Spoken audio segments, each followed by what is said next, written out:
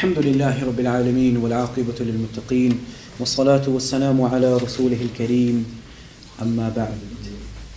Okay, as we have less time, so I'm going to try and get straight to the point and talk about very few basic things, but very important things. Okay. I think the most important question today is, what is education? What does it look like? Because that has changed over time. So if you go back 1,000 years and ask someone then, what is education? They'll give you one answer. You ask someone education now, it will be completely different. Okay? So for a farmer 1,000 years ago in Syria, education might mean knowing how to plow, knowing which tools to use, how to make those tools. Asking a student or a teenager on the street, what is education? For him it might mean getting my A stars and A's and B's and C's in so-and-so subjects. So the term education, it changes quite a bit. Okay. But today we're going to look at the Prophet ﷺ's concept of education. And let me take you straight to the Quran and the very first verse and revelation that came down, the very first word, Iqra. This is the importance of education in Islam.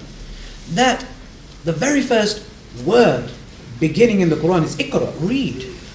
I mean, there is no other text, no other religion where it begins with such an emphasis on education. And if you look at the seerah of Prophet ﷺ, and you look at Battle of Badr, for instance, now there I think the revolution of education began. Following the battle, Prophet ﷺ, they have in front of him, there's many prisoners of war, POWs. And there's many opinions. So look, let's kill them, let's do this to them, What does Prophet ﷺ do at that time? That is a time where he could have almost done anything. He could have almost commanded anything. Because after all the troubles and problems the Muslims faced in Mecca, and we're going to look at those troubles and problems, and how the Muslims were oppressed. It's one of the key words for today. And after that, Prophet ﷺ said, no, if each one of you can teach or educate a certain number of Muslims, then you will be set free. Okay? So this is where it's beginning. And then when he established Masjid al-Nabawi, and inside Masjid al-Nabawi, so it was roofless, didn't have a roof or a ceiling, except for a place at the back. And that place at the back had also a raised platform called the Sufa, where the English got the word sofa. If you check the Oxford Dictionary, it comes from Sufa. And what was happening in the Sufa? A lot of things were happening. And for the little kids, to let you know, and this is where our maktabs and our madrasas should be heading towards as well. They used to have calligraphy lessons. So where they used to teach them calligraphy, and I've mentioned it just before as well. Why? Why calligraphy? The Quran was written in calligraphy. When zakat came in, they used to write down all the accounts. So there was accounts going on in Masjid al-Nabawi. There was so much taking place. Even culture and the arts were being portrayed and illustrated in the masjid. Okay. So what was Prophet ﷺ's transformational education? So his transformative pedagogy, as we called it. Pedagogy means like the method, the way of educating oneself. Okay, that's one thing. Second thing is, there's something called pedagogy of the oppressed. And that two things I want to look at in the light of Prophet ﷺ's life. If you have any questions, burning questions, you can write them down. Or if they're totally burning, then you can put your hand up. Okay? But if you've got some questions, you can write them down. We'll take them at the end, inshallah. Okay, so the very first thing, this is going to be more like a seminar. I don't like giving bayans and lectures in that sense. So if you have any questions, just shout them out, inshallah. Okay, so when Prophet ﷺ was in Mecca, okay, his whole idea begins in Mecca. He's living in a society which is full of corruption. Okay, we were doing a training a little while ago, and we're talking about when they had to rebuild the Kaaba, they didn't even have enough halal money to be able to rebuild the Kaaba. Okay, so that was a state. Even though they had millionaires, but they didn't have enough halal money from those millions they had to be able to rebuild the Kaaba, because they still believed in the sanctity of the Kaaba itself. So that corruption. And not only that, most importantly, people were being oppressed. They were oppressed. I'm not going to go over the stories, you've heard most of them, right? How girls used to be buried alive to that degree. How the poor, someone could become a slave just by losing a game over something, right? Things like that were happening. There would be wars for years and years and decades and even centuries just over the fact that your camel drank before my camel, whereas my camel should have drank before your camel. And there would be a war for like a century on that. That was a kind of corruption that Prophet ﷺ found himself in. But the thing is, what did he do in that period and in that time that later on, that part of the world, and not only that part, the world today has transformed? For example, Alexander the Great. Okay, we know how much far and wide he went when he was crossing over towards Persia and India. He looked towards the Hijaz. I can just imagine him looking towards the Hijaz and getting this really hot gust of wind and all that sand in his face. And then he says, there's no way I'm going that way. And he turns around and goes towards Persia. And that's the place where these troubled individuals lived, in this society. And the thing is, however, in just the period of his prophethood, in about 23 to 24 years, those same individuals, who were fighting over my camel drank over your camel, they were the ones who were able to go up and transform and reform not just Hijaz, but civilizations which had been there for hundreds and hundreds of years. The Byzantine Empire. They were able to transform the Sasanian Empire. What was happening? What happened as a result of that? And how can we learn from the pedagogy of the Prophet ﷺ? So, first of all, there's something very beautiful the Prophet ﷺ said. And I think that should be at the core of every madrasa, everywhere we go. And I feel that schools, to some degree, take that on board, but not with that, with that spirit. Prophet ﷺ said, "An-nasu ma'adin, ka-ma'adin al-dhahabi wal-fidda." Right? An-nas ma'adin, that people, they are mines, like the mines of gold and silver. What is the Prophet ﷺ telling us? Each and every individual, that he is valuable. There is something in him or her that is worth so much. It's up to us as teachers and even as parents to find what is it in this particular student. Okay? We need to be able to look into our children, our students, our fellow brothers and sisters and see, look, what are they good at? How can I take this from them and make it transform the world for the better? And Prophet ﷺ, when he said, "An-nasu ma'adin ka-ma'adin al-dhahabi wal-fidda," that people are like mines, like the mines of gold and silver, he meant it. Okay? Look at Umar radiallahu anhu. That anger that he had inside him, how did Prophet ﷺ, he didn't tell him to stop being angry. He transformed that anger and made it into a positive force to transform the world for the better. And we know what Umar radiallahu anhu went over to do. Okay? There's just to remind you, looking back, I just want to talk a bit about the philosophy and I'll come back to this.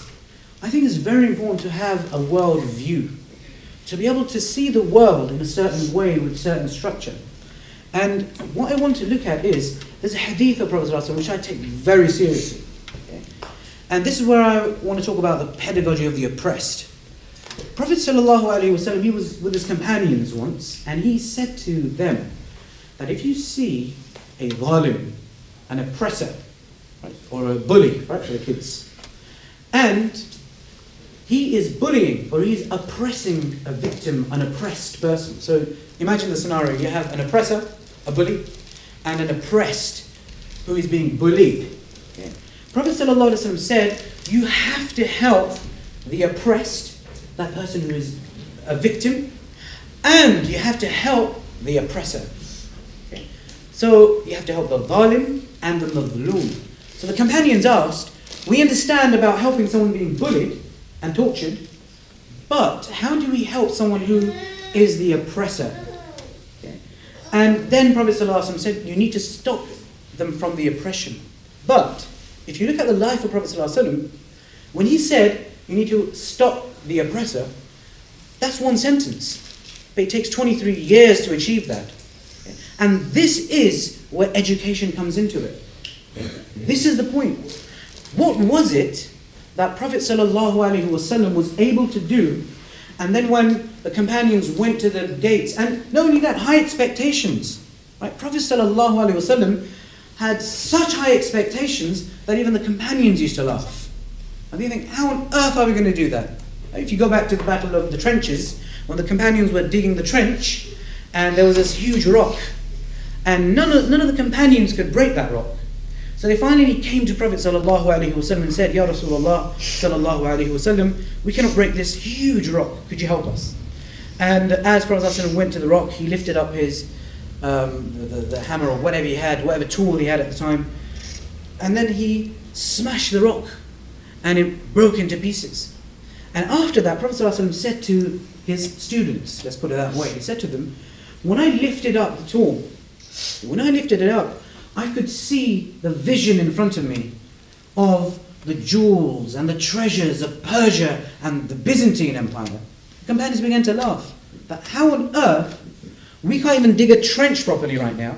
We're so worried at the moment that we have to dig a trench all the way around our city. How are we going to go and take the jewels and all the rest of it from Byzantine and Persian Empire? This is Prophet ﷺ setting such high expectations, and he believed in them, and he told them about this. Okay, he didn't always give them a detention. Let's put it that way. Yeah, he cared for them, and that's why he said, and I'm going to say this again: "النَّاسُ مَعَادٍ كَمَعَادِنِ الذَّهَبِ وَالْفِضَّةِ." That people are like mines, like the mines of gold and silver. There is worth, there is value in each and every one of us. Now, coming back to the idea of the zalim and madlum. I hope everyone's understanding the whole concept of zalim and madlum. That you have the oppressor and you have the oppressed. Because when the Prophet ﷺ was in Mecca and he began his education, there was the oppression doubled, it tripled, and it just went beyond control that the companions had to leave. Okay? What was it that his education was about? And what is it at the moment that we're being educated about? Because I'm going to be very honest and truthful here. There's no such thing as a neutral educational process. There's no such thing like that. Education cannot be neutral. So we've got to think about, so schools, they're educating us. What is the purpose? Is it just so that they could get some good GCSEs and then an A-level and then a degree if they have to, or apprenticeship, and then work 9 to 5 for the rest of your lives, so become slaves for the rest of... So educating us how to become enslaved. Is this what education is about? No. Right? There's two types of education. Let's put it that way. There's two types of education. We'll read a bit of the stuff that I wrote down. So education, okay, and this is where we're coming to the definition that I want to talk about from the side of Prophet ﷺ. Education either functions, and I want to take this whole idea away that, we've got to go to school. School, I feel, is not education, it's schooling. Okay? It's schooling. You're not being educated as such. Okay? You're being schooled to be able to do certain things in a certain way. That's why you have, there's a teacher or he's actually a philosopher in America called John Taylor Gatto. And he was giving an example in his time. When he was a teacher, there was a girl, right? And she never used to sit down. Okay? She was always around the tables, running around, on top of the tables, underneath the tables, on the windowsills, everywhere other than the table itself. Okay? And she used to get in a lot of trouble, a lot of stress, etc. So what he did, he sat down with her. And this is what we call, having a dialogue. Okay? And this problem-solving education. So I sat down and said, look, what do you enjoy doing most? She straight away said, swimming. I love swimming, absolutely. So what he did then was he gave her a task. Okay? And he said to her that what I want you to do is find all the local swimming pools, and once you get there, you've got to find out how much they charge, what the pricing is, the size of their swimming pools, the depth, how warm the water is, how many people can watch, how many seats there are, and the whole thing, and how their advertisements are going, their website, find out all these details. And she did that. And she went to every swimming pool in the area, and she learned maths, her science, her English, literacy, whatever you want to call it, all from just doing that. Okay? Just by turning just one idea around. So she said no to schooling. She could not be schooled. She was a person, she was an individual, just as Prophet ﷺ said, worth gold and silver. It's about finding, it's about being a good miner. It's about finding the precious and the valuable things inside them.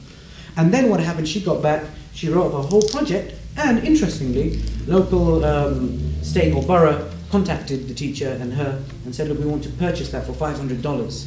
And she said, no, I'm not going to give this, it's mine. Okay. So this is the kind of thing that I'm talking about. That when we say education, are we confusing it with schooling? Okay. There's a huge difference. Okay. Because schooling will get you a sheet of paper with an A on it. It will get you another sheet of paper with an A or a B on it. It'll get you another one, and then you'll be able to go and just go 9 to 5. There's nothing wrong with 9 to 5, but I'm just saying that's what the society is and has become. So there's two types of education. One either functions as an instrument, so it becomes an instrument that is used to facilitate the integration into the logic of the present system and bring about conformity to it. So there's a schooling, there's a way, when you go to school, okay, that the way you work, whatever you do, and it's called the banking system, I'll talk about that. Okay. So once you go to school, everything's done in a set way, and you're driven down, and the teacher's right up there. He or she has the authority, and students are down here, and they just have to say yes to everything that is done. Okay? The teacher comes up with the lessons. The students just listen. Okay? The teacher gives the detention, and the student just goes and takes that detention. Okay? No questioning at all. Okay? What Prophet ﷺ did, from my understanding, my looking at Sirah, he broke that. He said, no, you have a voice. And he gave this voice to the men and the women of Mecca and Medina, and it's both ways. Unfortunately today, to be honest, we've put our Muslim women, alhamdulillah, over here is a different case, but we're looking at the majority. We've sidelined our women folk. Right? We're supposed to be like the two wheels on a bicycle. This bicycle will not run without either one of them. We need to work together everywhere. Okay? So, number one, education either functions as a tool, as an instrument, to just make us do whatever a system wants us to do. And that's what was happening in Mecca. The whole system was such that despite the poor and those who were oppressed, okay, despite them being in large numbers, they were just enslaved. They couldn't do much, and they couldn't do anything. And they were schooled in that way. They were educated in that way. That's one type. But now, let's look at the type of education that Prophet ﷺ brought to Mecca and Medina, and from which it spread throughout the whole world. Second type, or education becomes the practice of freedom. Okay? Education becomes the practice of freedom. And what does that mean? It doesn't mean your teacher gives you detention for the little kids over here, and you say, no, I'm not having a detention. Okay? No. What it means is, men and women deal critically and creatively with reality around them and discover how to participate in the transformation of their world. Okay? So we, men and women, we need to critically, creatively, and Islamically, the third one, look at the world around us. See, what can we do? How can we engage with the world, which is critical, yes, but creative at the same time? What I feel sometimes that our activists, they're 100% critical, but we begin to lack when it comes to creativity. Okay? If you look, if we open up the books of Sirah, the books of about the Sahaba, look at the creativity that Prophet ﷺ inspired within them. We need to learn from that. We need to understand. Because when Prophet ﷺ taught them that, look, education is about the act of freedom. Yes. A simple companion, one very simple one who hardly had any clothes. Okay. His horse didn't even have the saddle. And his sword didn't even have a full blade. It was broken in half. How this companion was able to go into Persia, the Sasanian Empire, to the general, the Gurt, and say to him, or at the doorstep, because when he entered, their slaves in the Sassanian Empire had more, their slaves had more gold than the kings or the leaders of the Muslims. Yeah? Every single one of them had slaves, and they had gold all over them. And when he went in, he was faced by Yazdagard, who was sitting on a platform of gold. Yeah? He said to him, look, if you've come here for our women, we'll give you some women, go back. If you come here for gold, we'll give you as much gold as you want. If you come here for anything else, tell us, we'll give it to you, go away. Because Yazdagard was pressurized, he was worried, because that was the end of the Sassanian Empire, the Persian Empire. He had also written to the Emperor of China, yeah, and said to him that, look, we need some backup here, we need some help. The Chinese emperor was clever, he was very smart, and he said, look, are they larger than you in number? Are they more than you when it comes to the battlefield? He said, no, they're very, very less. And even a Persian poet, he expresses himself in Persian poetry, and he says, when we saw, I'm not going to say the Persian, I'll just translate it for you. He said, when we saw those men from Arabia, we began to laugh right in the midst of a battlefield. Normally you're supposed to be worried, you're supposed to be focused, but we began to laugh because they hardly had they didn't have any armor, they just had simple clothing. And what made us laugh even more was the fact when they threw arrows, they were almost like twigs just taken off trees and just sharpened from the end.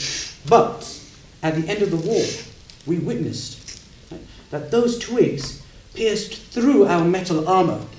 They pierced through our metal armor and our refined and very, very well-built weaponry, and our arrows got tangled up in their simple clothing. And he said it was at that point we realized that there's something else behind them. It's not about the weaponry, it's not about materialism. There's something else behind them, a greater power. Like Ustad said, I did my master's in history in Islam in the West. So we looked at the Sahaba, we looked at them at a little point. And one of the historians there is culturally Jewish, so he doesn't believe in Judaism, he's culturally a Jew. And he's a great person, and he's done PhDs on Islam and Sahaba and everyone. And he said, until now, historians are still baffled. He's graduated from Oxford, and he said historians still do not have the answer and not piece the puzzle to the fact, how did these guys from Hijaz, where you don't find any steel in the ground, you get all that from the Byzantine Empire, so how are they going to make the swords? Logically, it's impossible. So he said, how did these guys, who hardly had any clothing, how could they go ahead and reform or take over and reform and transform the Byzantine Empire and the Sassanian Empire? So historians still do not have an answer to that. And this is coming straight from a very good historian who's done a PhD on Ibn Taymiyyah. Okay? So going back to the story, when this companion went into the face of Yazdagard, he wrote a letter to the Chinese emperor. Okay? Now this letter, you can find it online as well. If you want to find it in a book, it's in Hayat al-Sahaba, which will have further references. Okay? And to make it very easy for you, if you have Hayat al-Sahaba, you can even Google it. Hayat al-Sahaba PDF. There's 3 volumes. This story is, I think, the very last story on the very last volume. Okay, so it's easy to find. And he asked him a lot of questions. So one of the questions was, are they larger than you in number? Okay, so coming back. And they said yes. No, so he said no. They are much smaller than us in number, and we are much larger than them, and we're more superior than them. We have better weaponry than them. So he said, okay, what they regard as permissible, or i.e. halal, do they practice that or they don't practice that? Oh yes, they practice that to the T. They practice that in totality. Okay? They practice that absolutely. He said, okay, their leader, how do they treat their leader? With utmost respect. Utmost respect. That doesn't go against being critical. It doesn't go against that. We respect each other. The notion, and what I see today with education in schools or whatever, the sacredness of education has been taken out. And it's all gone down to numbers, it's gone down to letters, it's gone down to ticks on a piece of paper. Okay? That whole concept that education is actually something sacred, that's been taken out. So when the Chinese emperor asked him, how do they treat their leader, or whoever's in authority, he said, with utmost respect. When he says something, they do. When he says something, he does. And that's the case.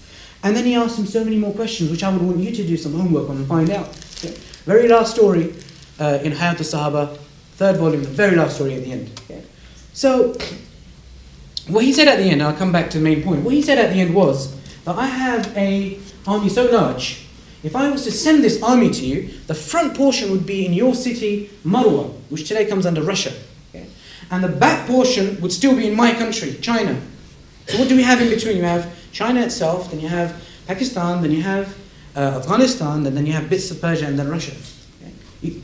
He's giving an idea that, look, I have an army this large, but I will not send them to you. Because the qualities that you've described about these companions, okay, and what they do, they hardly eat. Okay? They fight for the truth. They speak up for the truth. And nothing stops them from that. Nothing stops them. Because those companions had understood history. That look, in every time and period of history, you know, when I was talking about world view, looking back in history with a world view, I'm coming back to the idea that every period, any period in history, there will always be an oppressor and there will always be an oppressed. And that's the very first thing we need to understand. Where do we stand? And that's where education is. How could education help us in such a way that the oppressed becomes more humanized? And the oppressor, as Prophet ﷺ said, there's no point in helping the oppressed and then becoming the oppressor. Okay? As we clearly see with one type of people at the moment. Okay? They were being oppressed during World War II. That oppression made them an oppressor. So they went to a Middle Eastern country and they became the oppressor. That's not the idea. The idea is that the oppressor must understand. We must make them realize. Coming back to that story, so for going off. So here's his companion, hardly much on, but his clothes are torn, and his sword is not even complete because there's not much metal and steel in Arabia at the time.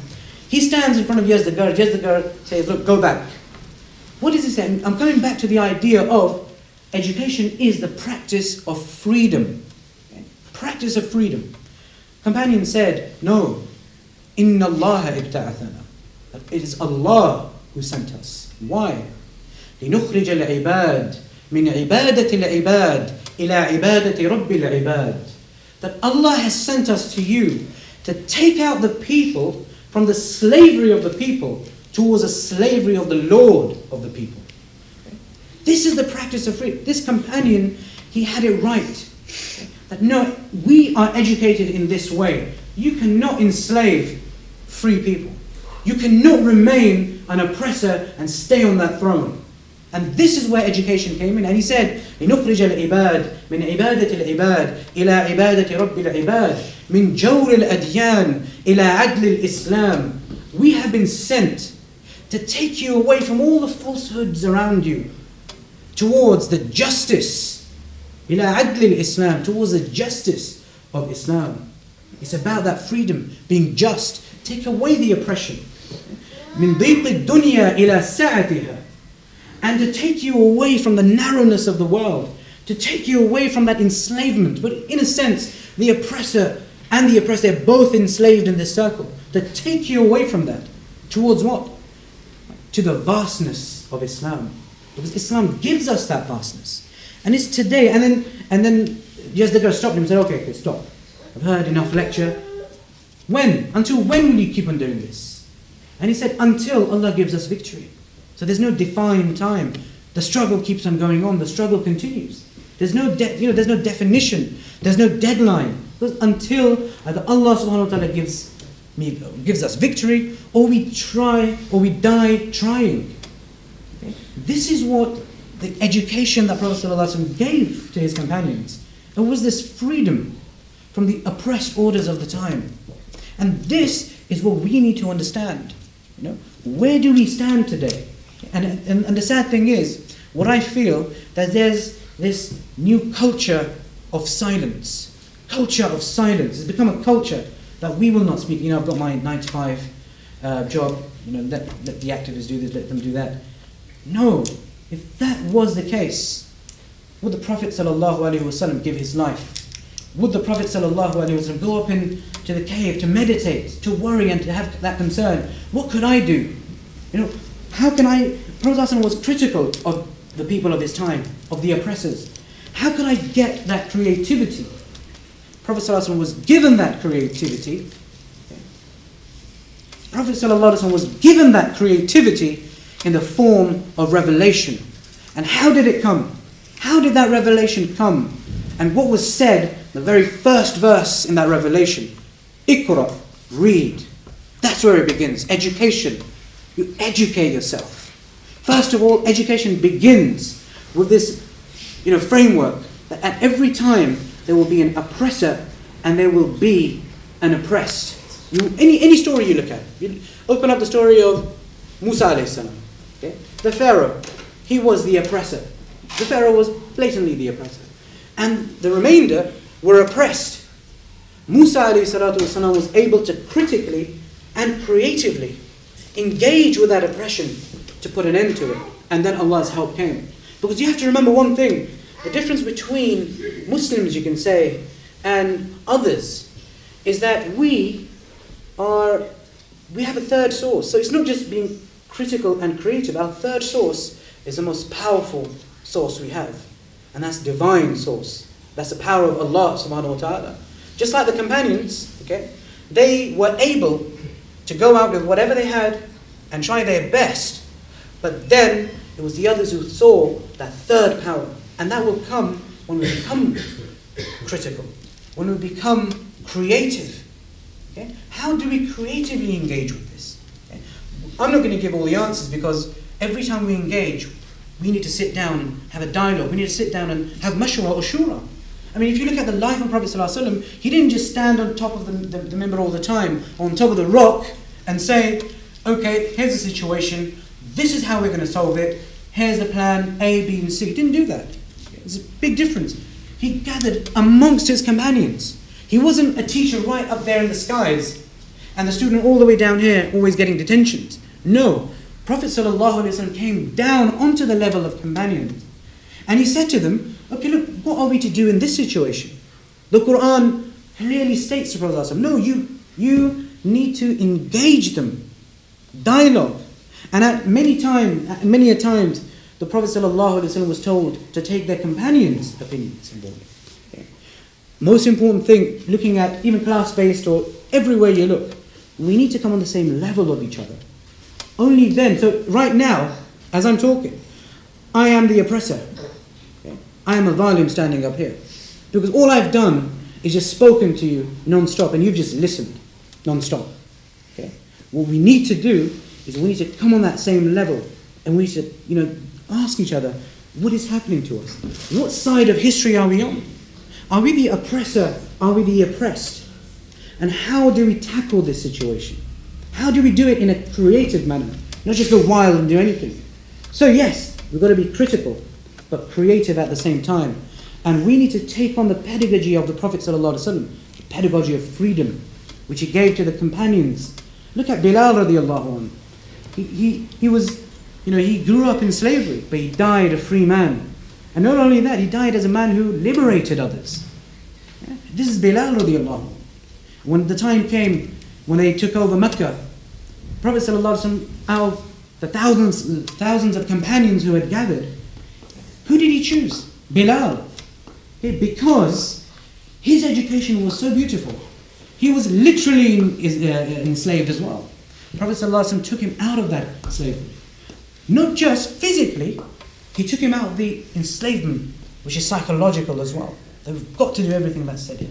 We've got to do this. No, they worked their way around it. They came onto the same level. The teacher and student contradiction, as we call it, it broke away. And they learned from each other. They learned from each other. And it's so. And when you look at history in this way, you will see how liberal and liberating the Sahaba were. Okay? Umar radiallahu anhu hears something. Okay? He thinks it's not true. Okay? He doesn't give him a detention, let's say, for the younger ones. No. He says, look, let's find out. Let's go to the source. Let's go to the textbook. Or, who did you hear this from? Did the Prophet ﷺ really say this? Oh, I heard it from so-and-so. I said, okay, let's go to them. They went. They found out. So, see that dialogue going on. It's not, we're not doing this because of this. We're not doing this because it says in the footnote of so-and-so book, which was written 1,200 years ago. It was, let's look together, let's come together on this. And this is the most important thing. It's very important. And unfortunately, this oppression thing has come down onto the level of Muslims as well. It's very sad, but we must break away from that oppression on every level. Even as Muslims, if we see ourselves oppressed, we need to critically, creatively, and Islamically engage with the world in order to make it better. Okay? In order to make it better. And this is what we have to do. This is what we have to look at. And learn from the life of Prophet ﷺ and his companions. Okay? A very important thing. I just want to mention this as well. You know, I'm saying this now, we've got to learn from the life of the Prophet. There'll be people outside, if they watch the video or whatever, they would say, well, your Prophet did this. He married a 9-year-old.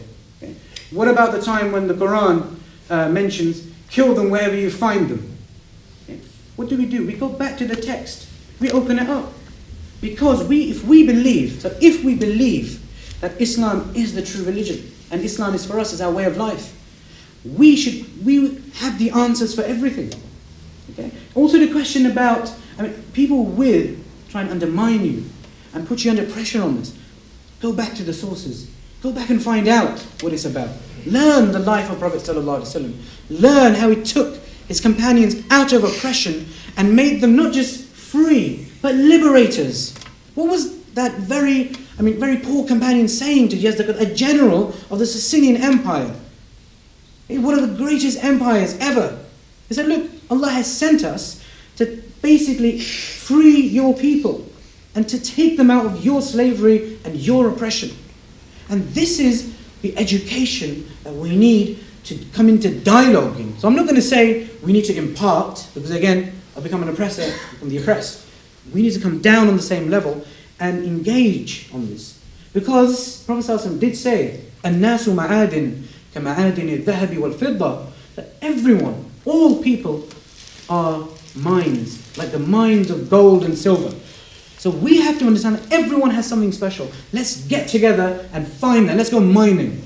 And let's find this and let's work together, men and women, to transform the world around us for the better. Be critical of the world around you, but then creative at the same time. Creative. So you have a creating function, not a destroying function. This is the most important thing. So coming back to the point, when I say this, we've got to go back to the sources and stuff. People will say, yeah, well, the Quran says kill them wherever you find them. What does that mean? Again, we've got to go back. Let me, quick anecdote. When I was at university again, I was doing the Abrahamic religions as bachelor's. And what happened was, and it's really interesting because there was this rumor going on in this Catholic university that every time they teach the Trinity, people just get confused. Even the Christians there get confused all the time. So this time with us, because we had to learn about Islam, Christianity and Judaism. So when it came to the Trinity, our lecturer went to the head teacher, who was he's really well versed. He's a proper academic. So he came up to teach us about the Trinity. Okay. Again, I asked my fellow friends, and they said, "Oh, I'm even more confused now." That was the end. But there was one thing within that, and he looked at me because I was the one with the beard in the class. Okay. And he said, "Well, you know, Islam has it wrong. Islam has got it wrong because when the Quran talks about Trinity, it talks about the Father, the Son, and Mary. Okay? Whereas there's no Christians who believe that, and we believe it to be the Father, the Son, and the Holy Ghost." Sorry about the Trinity lesson, and then he said, "Look, the Quran has got it wrong." So I went in dialogue with our lecturer, with an Islamic lecturer. He's from Syria. So again, he's another person who knows what the verses are about. And coming back to, I'm going to say this word, hermeneutics. How do you approach a text? How do you look at a text? How do you read a text and take out meaning from it? Okay. You've got to contextualize. You've got to understand that certain things come from certain times and certain places. Okay. So what we came up with at the end and said to him was, well, actually, we're not saying in the Quran that the Trinity, we're not a book that defines the Trinity. What we're saying is that at the time of Prophet ﷺ in Hijaz, there were many Christian denominations some of them amongst those denominations, which were in close interaction with the Prophet ﷺ, they believed that to be the Trinity. They believed that it's Father, Son, and Mary. Okay. So this verse is not am, which means it's not generalized. So we can't take that verse to all the Christians and say, look, you believe this, don't go away from it. No, it's specific to a time and place. And it's talking about the specific Christians, or the pockets of Christians that were living in the Hijaz at the time. Similarly, a good example about the Jews. In the Quran it says, Uzayrun ibn Allah, that Uzayr, or Ezra, is the son of God. You take that verse to any Jewish person on planet Earth, and they will say, that is totally a lie, we don't believe that at all. Yeah? Because the Quran says the Jews are saying that Uzayr is the son of God. But again, you need to go back to the time and place and understand that no, at that time and in that place, in Hijaz, there were certain Jews who had that belief. And the Quran was correcting that belief. Okay. So we've got to understand the hermeneutics. It's a subject that's ongoing. We have academics like Gadama, Schleiermacher. We need to look at them, and Shaykh could tell us more about Schleiermacher. But anyway, going back to that, hermeneutics, approaching the text. So what is this text about? Okay, the text, kill them wherever you find them. It's a long story, I'll just very briefly tell you. That there was a period of truce. Everyone, at that time especially, took the period of truce and peace very seriously. And as a result of it, what happened was the world around the companions, the oppressors, they had broken that truce.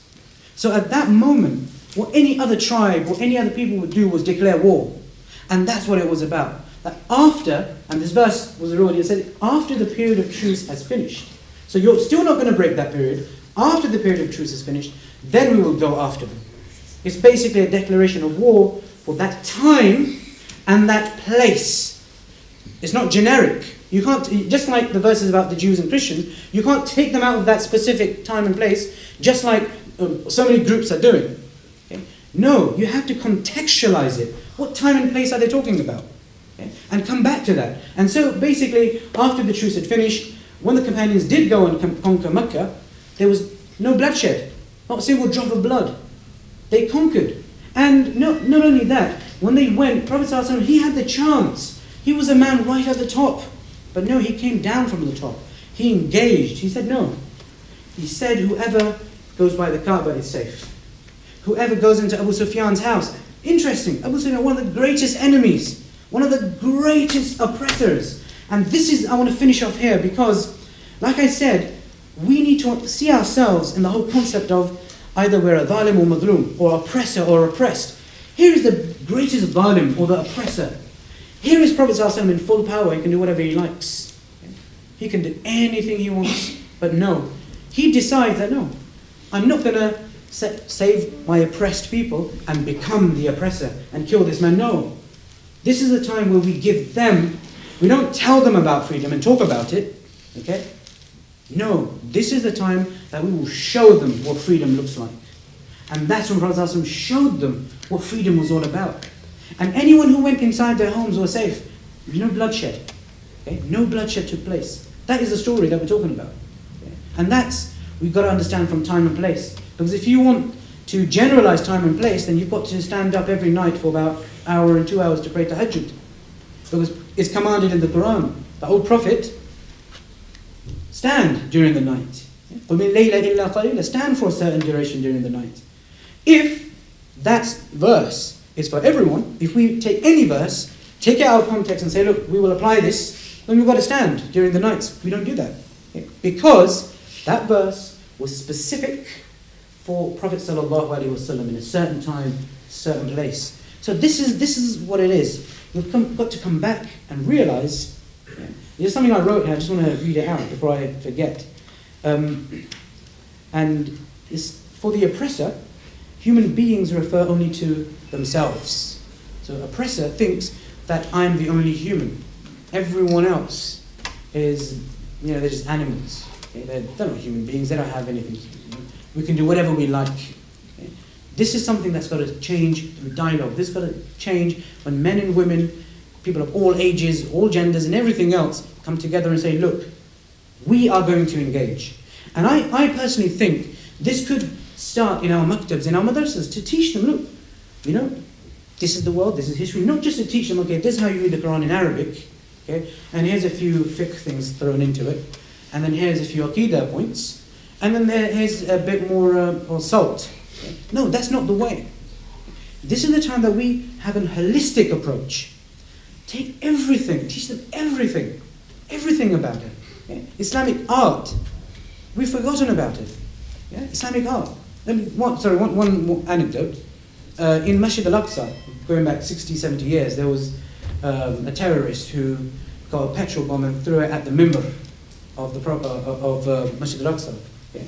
So the mimbar is obviously the staircase where the person stands. So that mimbar had been commissioned by Salahuddin Ayyubi, and it was there since his times. And what had happened was, because it was destroyed under the fire, they rebuilt the rest of the mosque. It was easy, but this mimbar, they didn't know how to do it. With all that Islamic art onto it, they did not know. It took them about 15 years to make a new one. So when you go, you see that new one, it took them 15 years. And not only 15 years, but also it took them about 4 countries, 2 kings, 3-4 princes, and about 20 artists to recreate that. And how did they do it? They had to get the Prince's School in London involved, which is like a patron is Prince Edward. Yeah, he's one of the patrons of it. And they had to get people from there. They went to the Levant, Syria and Palestine. And what they did was they did research. Where was that artist from who created that mimbar? So they found his locality. Then they looked at all the mosques in the locality. And in one of the masjids, near the mihrab, right at the bottom, they saw his signature. They realized this is the pattern that he's done. Okay?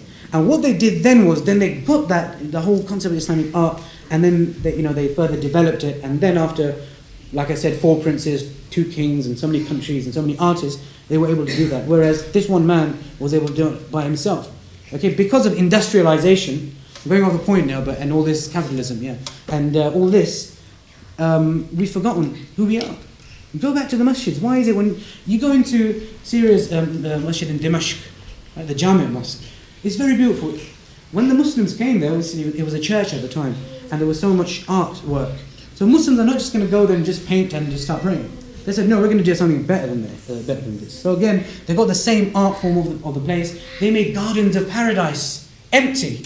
Okay, they got gardens of paradise which were empty, and telling and giving this message that look, they're empty for the reason that you need to come and occupy them, and this is the place to do it, so on and so forth. So we need to go back to our sources. We need to realize the message of Prophet sallallahu alaihi wasallam. Okay? That it's about freedom. Freedom. That's what Islam has given us. Okay? We need to revive that. We need to relearn that lesson. And if we don't relearn that lesson, we will forever remain oppressed in every way, every form possible. Okay? In our schools, we will be oppressed. On the streets, we will be oppressed. We will be oppressed everywhere we go. We need to get together, be critical, creative, and true to our Islamic heritage, and then get together and transform the world for the better. This is what this is about, and this is what Prophet ﷺ taught us. If you compare Prophet ﷺ's end of their times and at the end of the Christian perspective of Jesus, okay, he's on a cross and he's forgiving everyone. Tim Winter, or Shaykh Abdul Hakim Murad of Cambridge University, he gives this comparison that you have Jesus who's on the cross according to Christian perspective, and he's there, he's totally been oppressed in that sense. He can't do anything else. He has no option to do anything else. And it's at that point that he is asking for forgiveness, or he is forgiving his people. Here is a man, on the other hand, who has gone through so much oppression. Daughters have been killed. I mean, they've died for so many. And there's never been a point where Prophet ﷺ has fully been happy. But as soon as, for example, Battle of Badr happens, he gets the news straight away, your daughters pass away. Okay? Another victory takes part, another difficulty comes about. So that's why Prophet ﷺ has said, no one has been oppressed as much as me. But yet, he left this world and he liberated and he freed the entire continent he was on. Okay? And then his companions continued that. We've forgotten our homework. We need to go back, open up the textbooks and realize that it was Prophet ﷺ who taught us this freedom, just as when he had the chance to be an oppressor, he did not oppress. He forgave the oppressors. He forgave them. And he taught that lesson forever, that this is education. It's about developing yourself spiritually, morally, in every way possible. And taking yourself out of this oppression. But be creative with it. Be critical with it. Don't just stay aside, because it will hurt you later on. It will hurt you now, and it will hurt you later. So we've got to engage. And I think this is one of the main messages, if we look at Seerah, that Prophet ﷺ gave us. Okay? Sorry for boring you for so long. Hopefully, inshallah, you will take some of this. I will take some of this more, because I was the one saying it. And as some of our elders say, my ears are closer to my own mouth, so they will come back to me first. So that's the whole idea of it. We'll take a few minutes of questions, if anyone has questions. Just 3 minutes. Or 3 minutes. 3 minutes of questions, if anyone has one, you just put your hand up. Shaykh Shakib has been very generous. Okay. Any questions? Oh, yes.